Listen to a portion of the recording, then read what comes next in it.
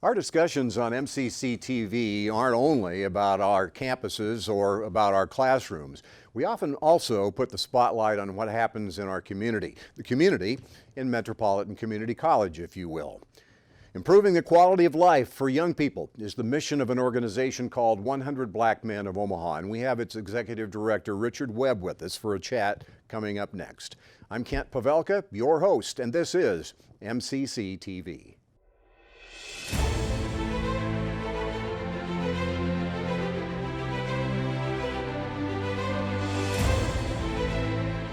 Richard, welcome. Great to have you on our program. I want to talk all about your organization. We've chatted about it before, but you're the executive director and have been for how long now? Since September of 2017.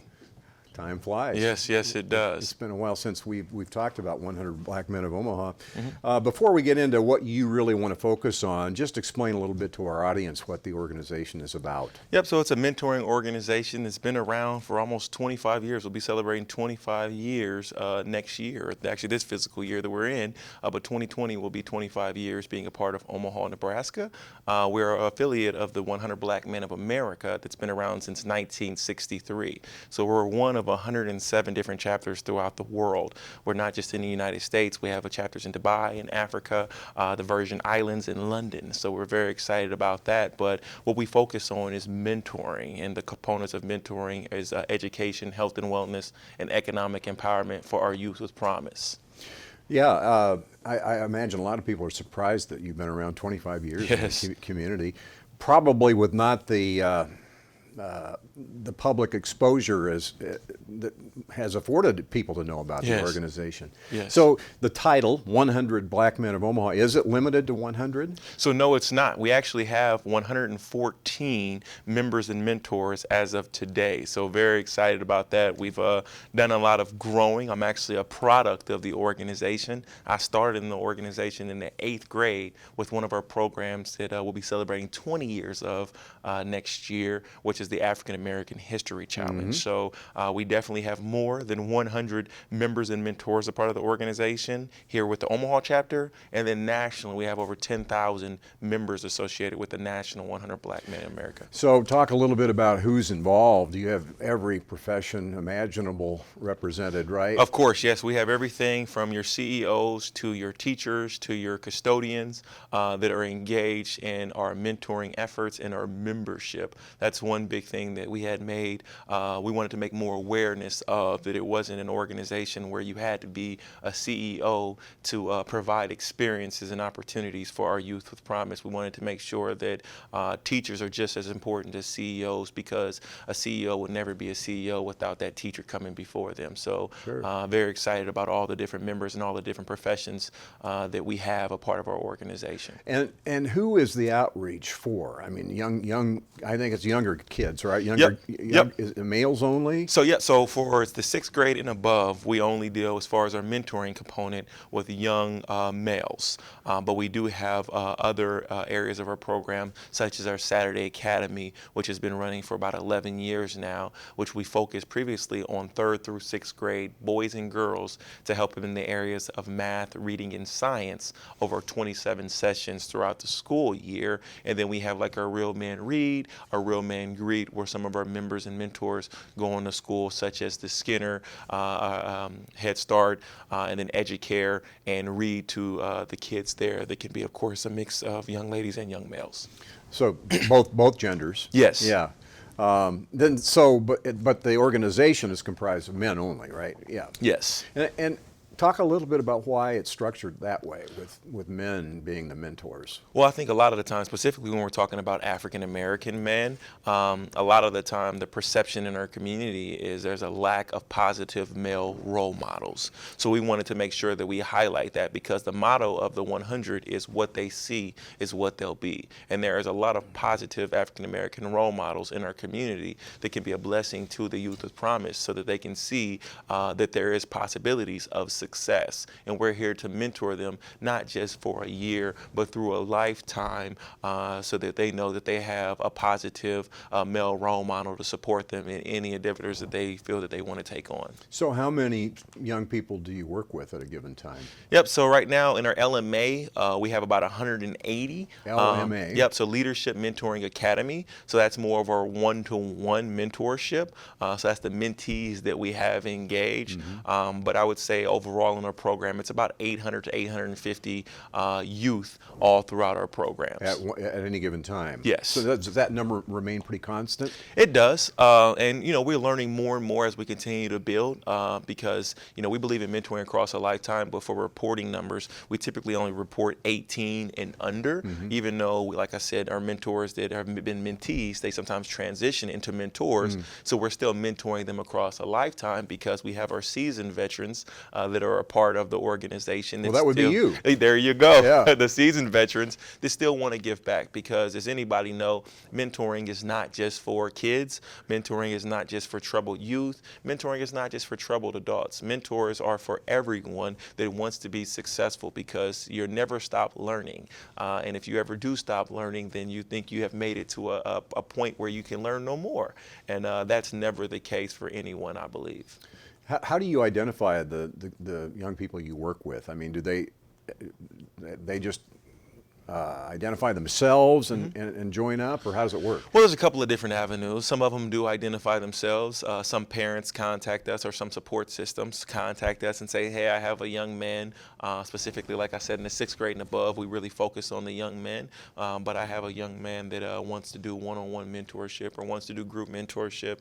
And then we do advocacy efforts or recruitment efforts where we go out to the community. Omaha United for Youth has a great event every single year that takes place typically at Benson Park, but it's about 2,000 to 3,000 people that come together, where there's kids and families and all of that, where we let them know what we do with the 100. We help our youth to be respectful, responsible, and ready to lead, and all those characteristics will help them to be successful. So of course, when we're promoting that, then they want to be engaged in our programming. So what number did you give me? About 800? About something? 800, 850. Yeah. Is that where you want it to No, be? we want to continuously grow. Yeah. Before, we were only at about 28, 30 members a part of the organization and about 68 members and mentors. And over the last year and a half, we've took that number to 65 members a part of the organization and 114 members and mentors. So as we continuously grow, we want more kids to be engaged in our program. Well, so explain the difference between that 65 and 114. Yep. So there's official members a part of the organization. Members are, of course, allowed to vote on our budgets. We are a membership-driven organization, so they vote on the board members. You cannot be a member of the board unless you're a member of the organization. And, of course, the board votes on the staff or the executive director, which is in my position. And then, so like they said, they're paid mentors also because they mentor. But then there's individuals that say, hey, I don't want to be a member, a part of the organization. I just want to give my time, talent, and resources to helping these youth with promise. I want to be a mentor. I don't want to be a member. Yes, there you go. And to be a member, what's the requirement? Yep, so the requirement is a $240 per year for the first initial year, and then $200 after that annual fees, and that goes to supporting the organization's programs, and then it also goes to you're a member not only of the 100 Black Men of Omaha, but you're a member of the National Association, so we have to put some dues to the Nationals for you being a member. So are all your mentees African-American kids? Yeah, so about 95% of our mentees, or maybe 97% of our mentees are African-American kids, but that's not all we go after. It's just, of course, that's what's coming to us. We have a couple of individuals or young mentees that are of different races, and some of them you couldn't tell them that they don't fit in at all. They love the culture that we create in our programs because it's not about skin color. It's not about your, where you are in life. It's about, hope, motivation, and like I said, those 3 traits of being respectful, responsible, and ready to lead. We really sow positive seeds into our youth with promise. But the members or the mentor or the mentors.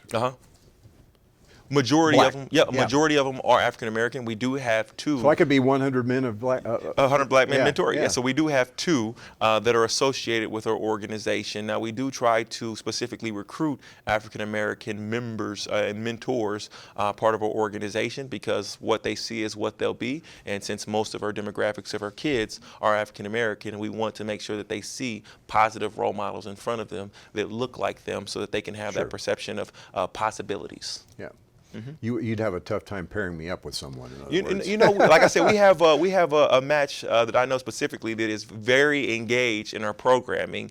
That they're both a Caucasian male and a Caucasian male young man, and I have a great relationship with both of them. And they come to almost every one of our Real Talks and every one of our events that we have. They're there, and like I said, they love the atmosphere that's created. Sure. Yes. Now, would you describe all of the mentees as being, to one degree or another, in the troubled category, or? No, and that's something that, we've changed with the 100. And I think, as far as me being executive director for the organization, what I've strongly tried to push is to get away from at risk, because I feel Troubled that's just at risk, okay. troubled at risk, because I feel words have power. And I believe whenever you label anything, you put them in a box. And all of us have had issues in our life. All of us have had downfalls in our life.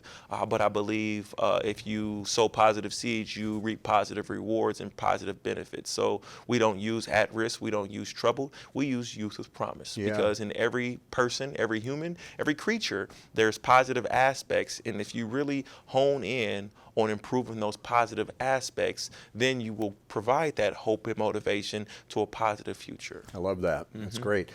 Yeah, if you put the label on an individual, they start to feel labeled. Oh, 100%. But at the same time, if you exclude people who are not at risk, Yeah.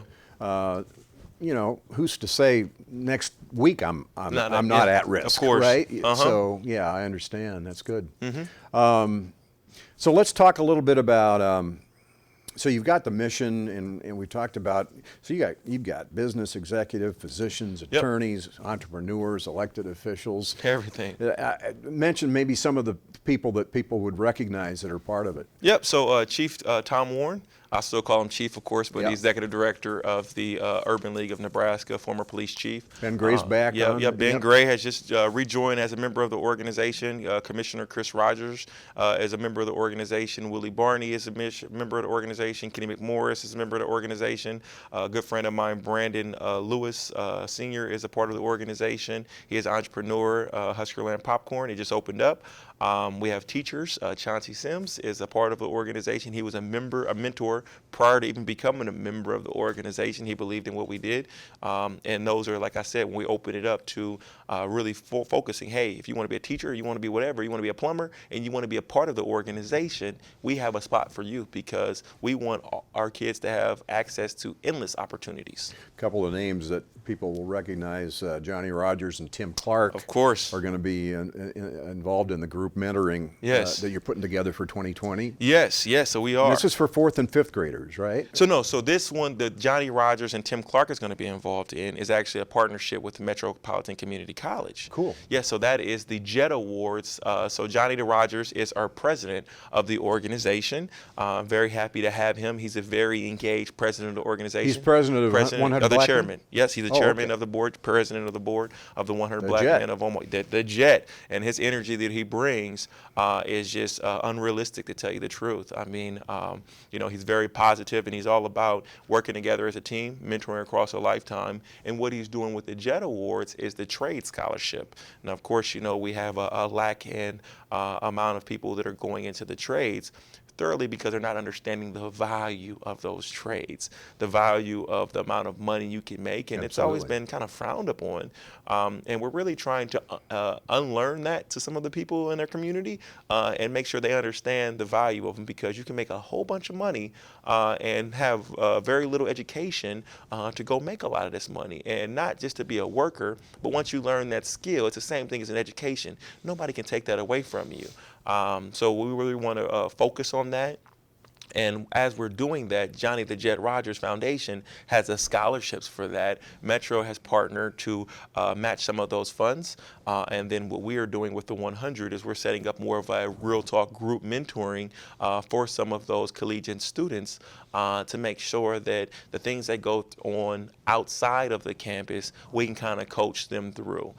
Because there will be challenges and no matter what you do in life. But the thing is if you continuously work at it, you can get over any barrier that comes in front of you. And you have a support system or a cohort that we're going to form to help these students to get through those challenges so they can be successful in these securing these trades and then successful in being matched with organizations outside of the college realm that offer them employment so that they can be successful citizens in our community. So is there an event for this one? Yeah, so it will be once a month that we're going to have, and it's going to be here at the Metro campus, and we're securing all of that. I think the first one is going to be in September because school starts back in September, so we're going to make sure we have that opening one, and we have some members and mentors that have already signed on that say, I want to be a part of that. And they'll be having the students who are majoring in the trades, yeah. Yep, and then involved with the Jet Awards. Very cool.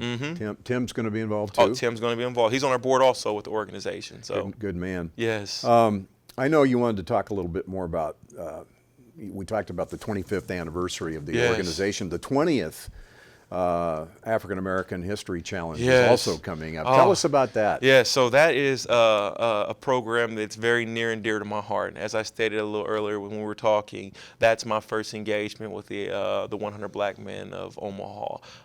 And what the African American History Challenge is whenever I competed in it, it was before the Mayflower. So we read a book that was before the Mayflower, and all the teams competed. So you have a junior division and you have a senior division. So at that time, I was at Nathan Based Hill. on age? Yep, based on age, and then the schools, right? So it's schools competing against each other. So I was at Nathan Hill when I competed, and it's always a sore subject because I'm very competitive, and we did not win? We did not win.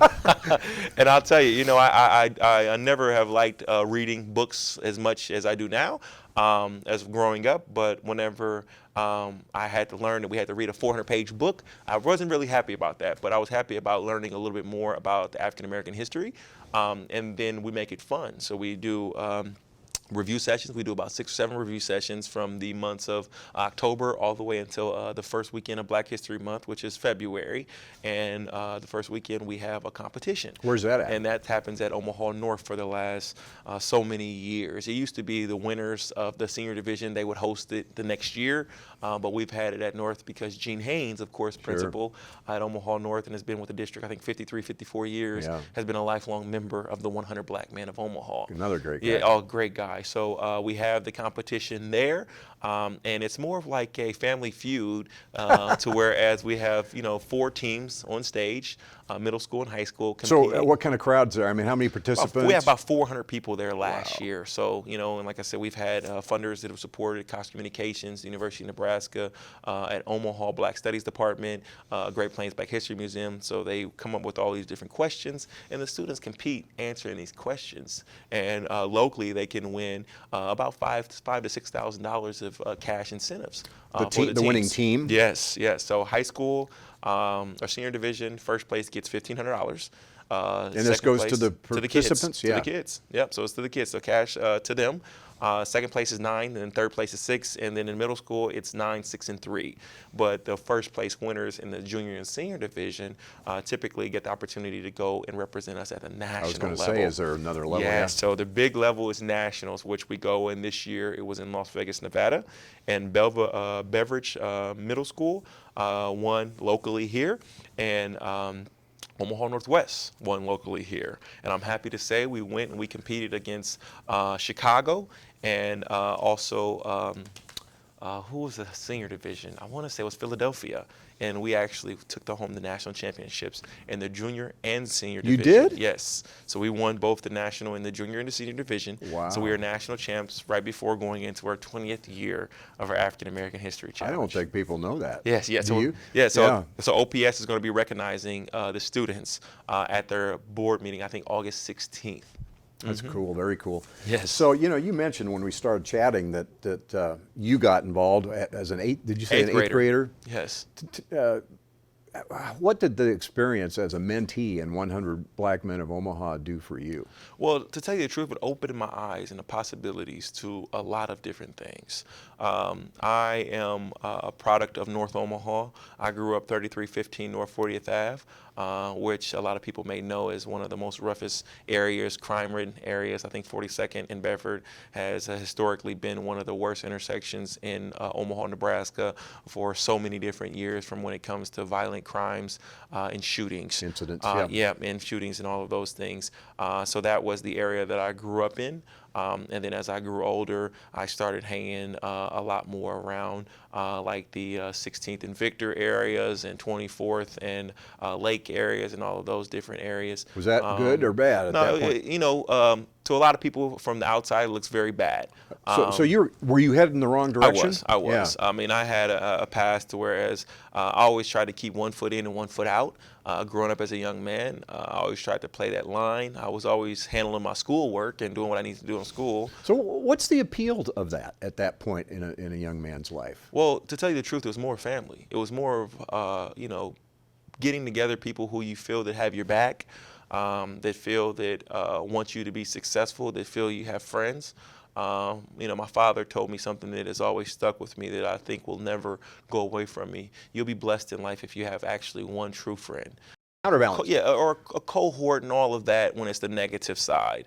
And that's where a lot, specifically when you're talking about African-American young males, they want that family cohort. Not saying they're not getting it at home, but sometimes even if you have a father and a mother in the house, you just have to have some other positive role model outside that you can go to, because as kids, I'm sure if you have any kids, you know, you would know, no matter what type of atmosphere you create inside that house, kids feel they need to have a second opinion. Oh, of course. They need to have a third opinion. And let's be honest, most parents don't know what that is. Yeah, of course. Once they leave the house, Yep. who knows? Yep, you know? yep. So that's where we try to step in.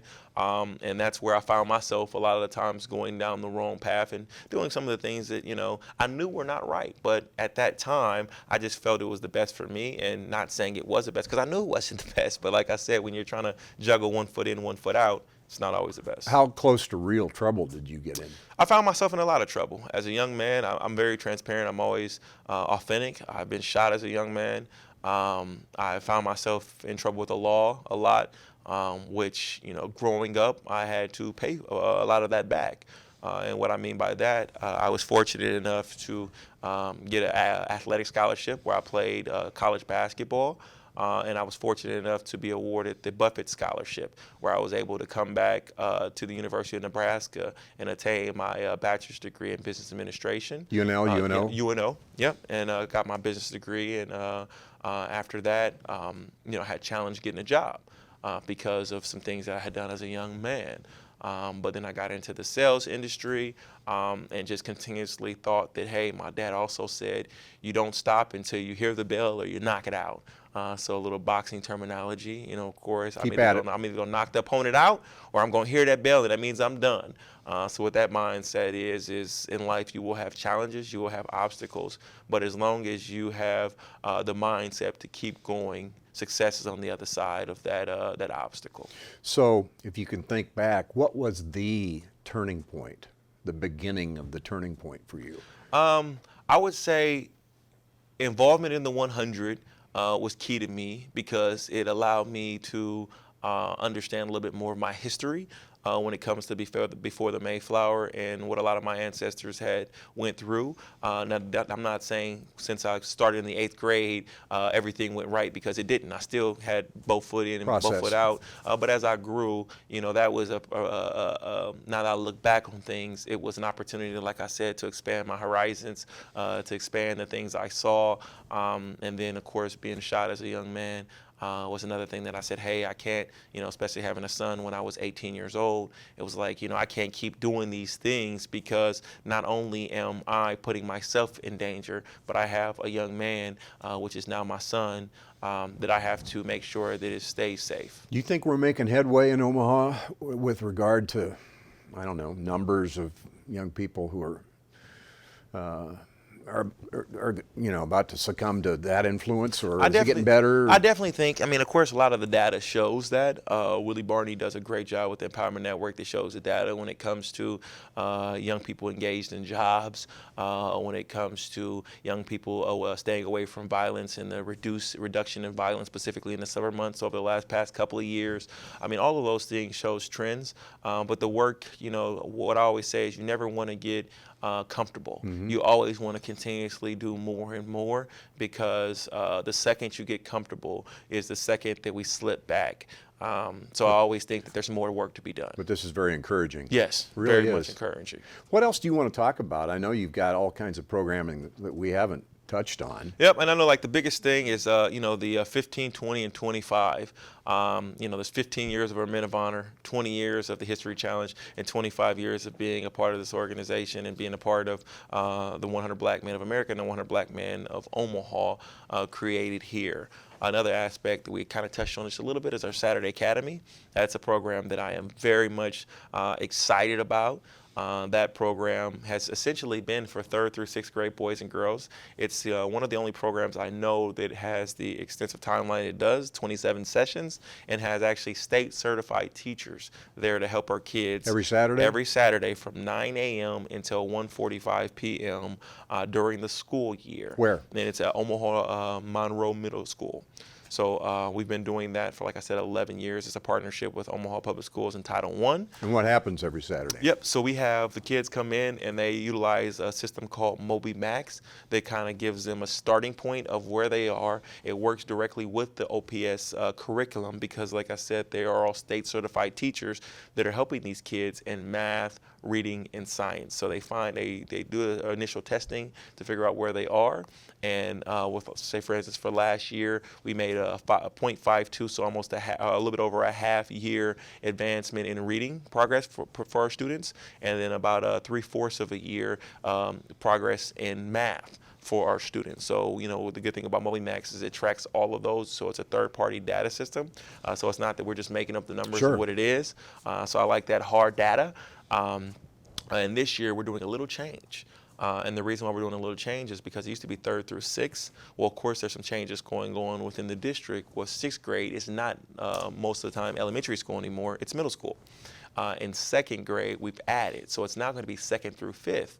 And the reason why we've done that, my wife, I was telling you a little earlier, she got her doctorate degree, very excited about her, and she's in the education field.